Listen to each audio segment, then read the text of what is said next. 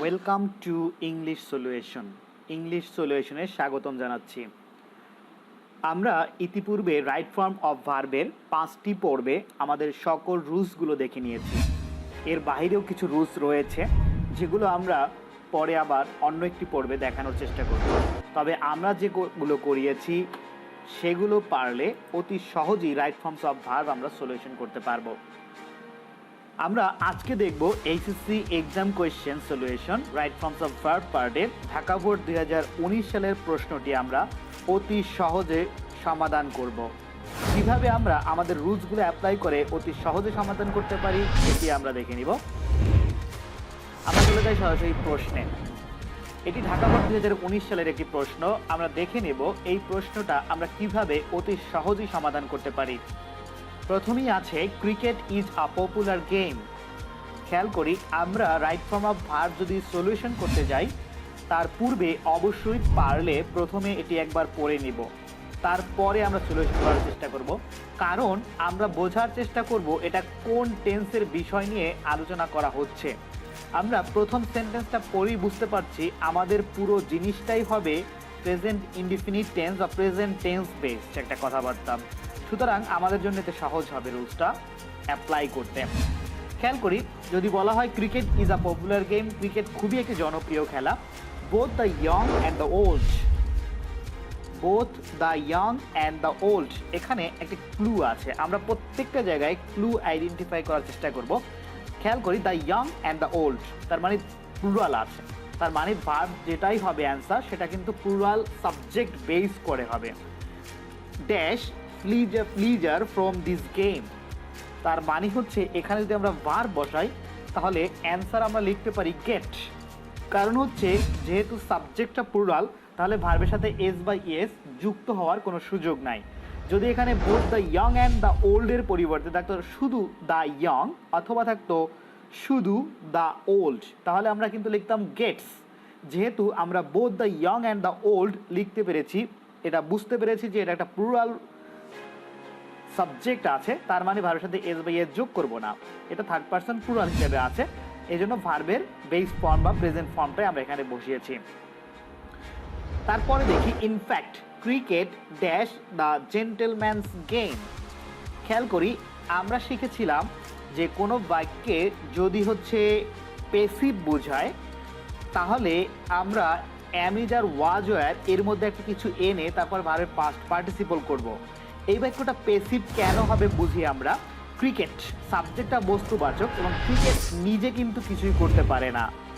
Cricket dash the gentleman's game, ক্রিকেটকে ডাকা হয় জেন্টেলম্যানের খেলা হিসেবে, তার মানে এজন্য আমরা এটাকে পেসিভ করব। এজন্য যেহেতু প্রেজেন্ট টেন্সে তাহলে cricket third person singular number, এই হিসেব করে আমরা নিয়ে আসবো ইজ এবং ভার্বের past participle. Cricket is called the gentleman's game. আমরা সাবজেক্ট বস্তুবাচক দেখলেই খেয়াল করব যে ওই সেন্টেন্সটা পেসিভ হয় কিনা, তাহলে আমরা ওটা পেসিভের স্ট্রাকচারে লিখব। এরপরে খেয়াল করি ইট ড্যাশ, এখানে ক্লু কি, এখানে ইট হচ্ছে থার্ড পারসন সিঙ্গুলার নাম্বার একটা subject. It dash us with politeness and disciplines. Just present ইনডিফিনিটে subject third person singular number হলে ভার্বের সাথে এস বা ইএস যোগ হয়।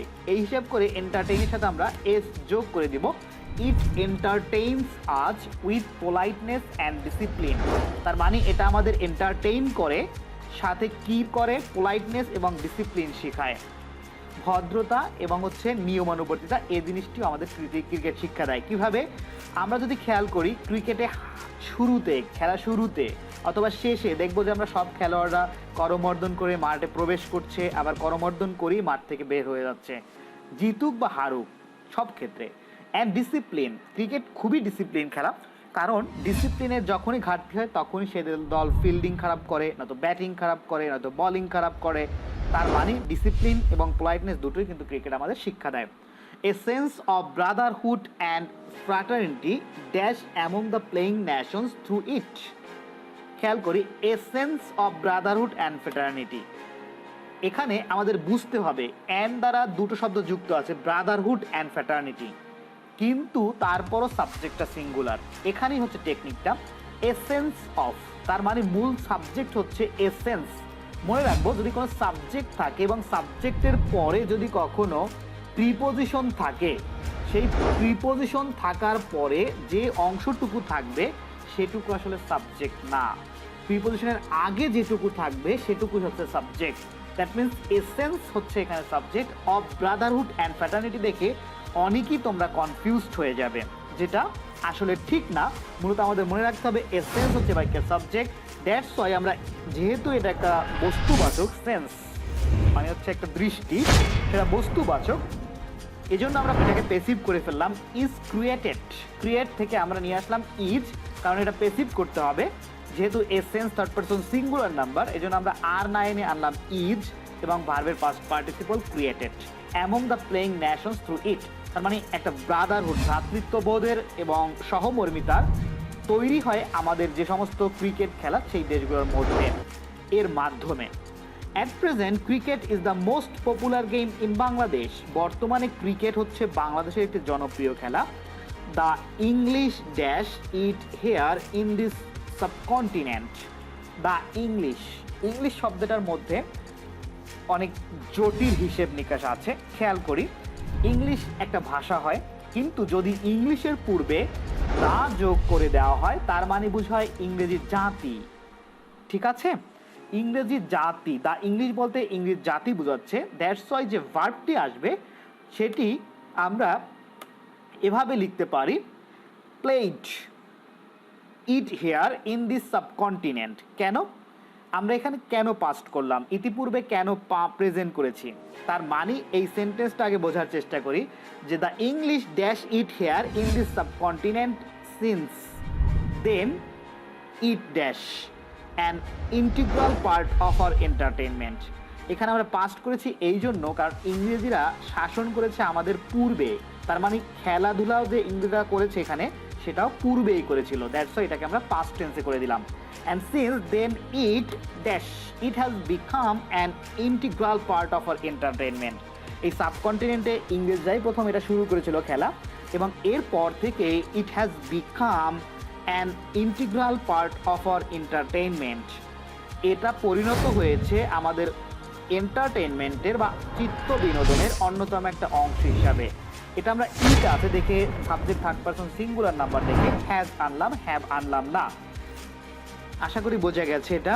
Hour team dash of skill players, our team dash of skill players. Our টিমটা হচ্ছে third person singular number, consist, এই জন্য কনসিস্টের সাথে আমরা এজ যোগ করলাম, কনসিস্ট অফ স্কিল প্লেয়ার্স।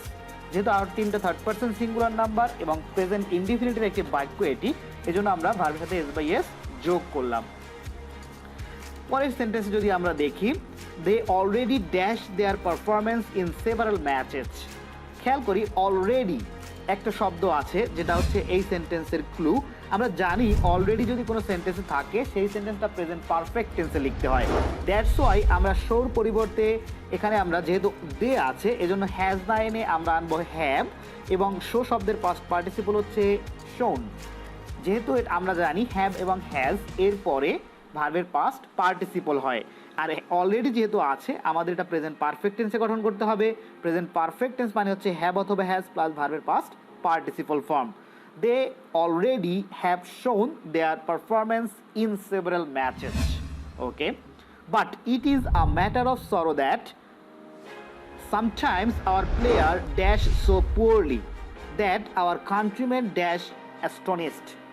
তাহলে আমরা এই বাক্যটা দ্বারা কি বোঝায় একটু খেয়াল করি। It is a matter of sorrow that, এটা খুবই দুঃখের বিষয় যে সামটাইমস মাঝে মাঝে our player dash, our player play so poorly that our countrymen dash astonished, our country become astonished. আমরা জানি অ্যাস্টোনিস্ট শব্দটা এখানে পাস্ট পার্টিসিপলে আছে। That's why a become became এই শব্দ দুটির পরে ভার্বের পাস্ট পার্টিসিপল হয়, কিন্তু এখানে বিকেম কেন বসবে না, কারণ এর আগের অংশটুকু আছে কিসে আছে, প্রেজেন্ট ইনডিফিনিটে আছে, এজন্য বিকাম রাখলাম। আর আগের সেন্টেন্সে sometimes our players play so poorly, এখানে প্লেয়ার শব্দটা এস যুক্ত হওয়ার কথা ছিল, প্রিন্টিং মিস্টেক মেবি, এখানে প্লেয়ার্স হবে প্লে সো পুয়ারলি, যদি প্লেয়ার হতো তাহলে প্লেইস হতো, যেহেতু এখানে আওয়ার প্লেয়ার্স এজন্য প্লে হবে, কারণ our players third person plural number, এজন্য ভার্বের সাথে এস বাই এস আমরা যোগ করতে পারবো না। Our players play so poorly that our countrymen become astonished. আশা করি এই যে 10টি ফিল ইন দ্য ব্লাঙ্কস আমরা কিভাবে রুলগুলো অ্যাপ্লাই করে করলাম তোমরা বুঝতে পেরেছো। তারপর যদি কোনোটি বুঝতে সমস্যা হয় অবশ্যই কমেন্ট করে জানাবে। আশা করি পরবর্তী পর্বে আমরা আরও 19 সালের বেশ কয়েকটি প্রশ্ন সলভ করব এবং তোমাদের ভাবে দেখানোর চেষ্টা করব যে রাইট ফর্মস অফ ভার্ব কীভাবে রুলগুলো অ্যাপ্লাই করে আমরা অতি সহজে সমাধান করতে পারি। ধন্যবাদ সকলকে, দেখা হবে ইংলিশ সলিউশনের পরবর্তী পর্বে। আমন্ত্রণ থাকলো, এবং ইংলিশ সলিউশন চ্যানেলটি যদি সাবস্ক্রাইব করে না থাকো অবশ্যই সাবস্ক্রাইব করে রাখবে, যাতে তোমরা পরবর্তীতে ভিডিওগুলো পেতে পারো। ধন্যবাদ সকলকে, আবার দেখা হবে।